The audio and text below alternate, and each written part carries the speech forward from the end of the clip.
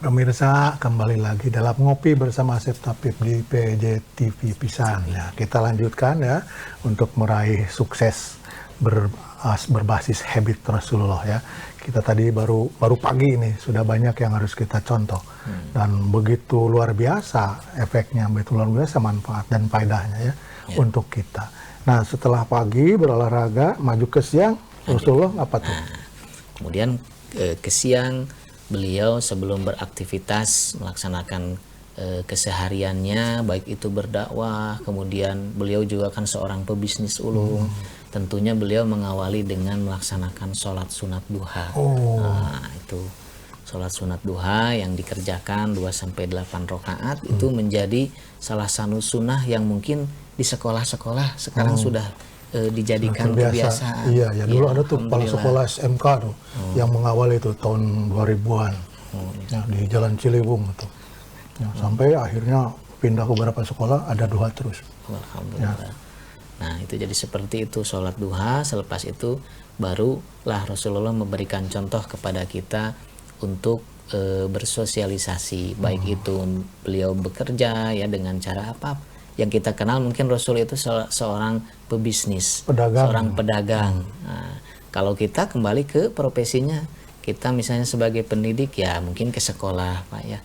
Kalau seorang siswa belajar dan sebagainya. Tapi apapun profesi kita, tetap kebiasaan atau habit Rasulullah kita pegang. Prinsipnya apa? Satu mungkin jujur.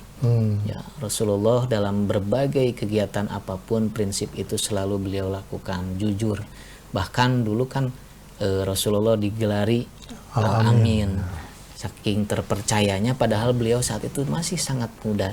Ya, itu salah satu karakter hebat yang dimiliki Rasulullah sebagai manusia agung karena memiliki kejujuran. Artinya kita sebagai umatnya tentu harus mencontoh bagaimana Rasulullah itu memberikan contoh jujur, kejujurannya.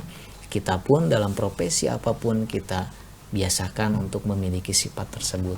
Oke, jadi ada duha di situ ya, yang ibadah yang transcendentalnya. Ya, betul. Duha itu 2 rakaat minimal ya, mau 8 sampai 12 juga boleh ya. Dan waktunya rentangnya dari mulai terbit matahari sampai masuk waktu duhur. Jadi rentang itu silakan ya. Mau dicicil 2 rakaat jam 7 misalnya, jam 9 2 rakaat lagi terus saya sampai 12 rakaat, mangga ya. Yang penting kita harus tariknya itu nih ikhlas ibadah. Dan ada janji juga kan, biasanya kan ada hadiahnya. Duha itu apa sih faedahnya? Faedahnya salah satunya mungkin yang sering kita kenal itu akan mempermudah rezeki, misalnya seperti itu. Karena duha ini kan di pagi hari, insya Allah kita berdoa, dalam doanya pun kan di sana kita meminta rezeki diluaskan, jika seandainya di langit turunkan, di bumi keluarkan dan sebagainya. Allahumma inna duha uka. Allahumma inka rizki fis sama'i fa'anzilhu wa inkana fil ardi fa'akhrijhu, keluarkan. Kana mu'siron, jika sulit fayasirhu, mudahkan. Seperti itu. Wa inkana qalilan, sedikit fakasirhu. Baidan, jika jauh fakor ribu, dapatkan. Jika haram fatohirhu, bersihkan begitu. Nah, saya mah suka ditambah itu tuh kolil. Biasanya kolil nggak dibawa. Saya mah ingin yang banyak gitu.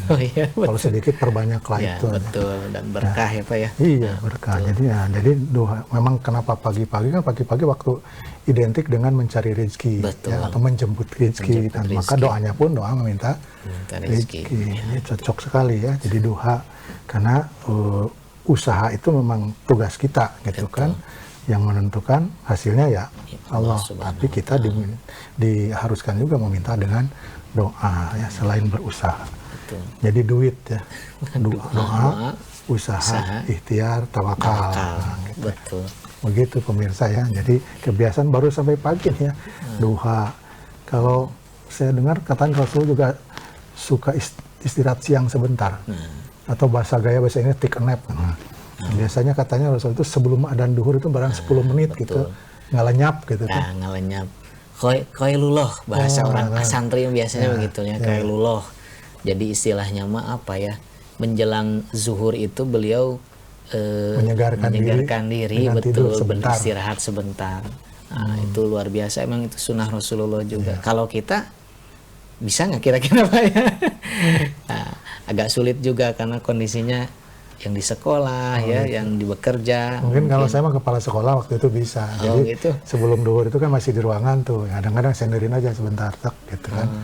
Belum 10 menit lumayan lah. Karena kan kursinya kepala sekolah beda dengan kursi guru ya. Betul. Lebih nyaman gitu. Apalagi ruangannya ber-AC ya. Mantap. Kan dibikin mantap supaya ibadahnya juga enak gitu ya.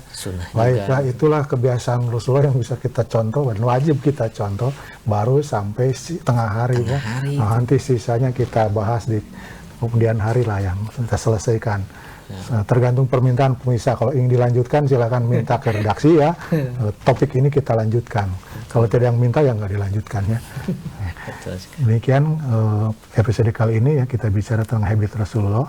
Yang karena Rasul itu memang contoh yang utama ya, laqad kana lakum fi Rasulillah uswatun hasanah ya, contoh terbaik, maka tidak contoh yang lain yang lebih baik kecuali Rasulullah, maka patut kita mencontohnya. Betul. Ada kata penutup, satu kalimat, dua kalimat tentang habit Rasulullah? Tentang habit Rasulullah, nah, kita sebagai umat muslim berusaha mungkin, meskipun tidak bisa seluruhnya, minimal dalam hadis dikatakan bahwa lakukanlah amal itu meskipun sedikit tapi continue.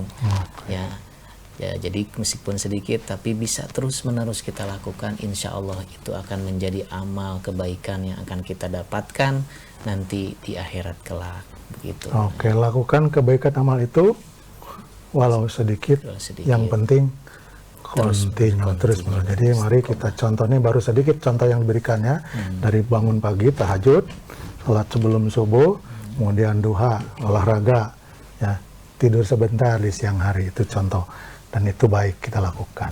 Ya, terima kasih ini untuk pertemuan kali ini, kita lanjutkan di episode berikutnya yang akan datang ya, mungkin dengan topik yang lain juga dan narasumber yang berbeda. Anak raja makan siri di atas nampan. Sekian saja, terima kasih. Yang salah mohon dimaafkan. Bubur sumsum dikunyah-kunyah. Assalamualaikum semuanya. Assalamualaikum.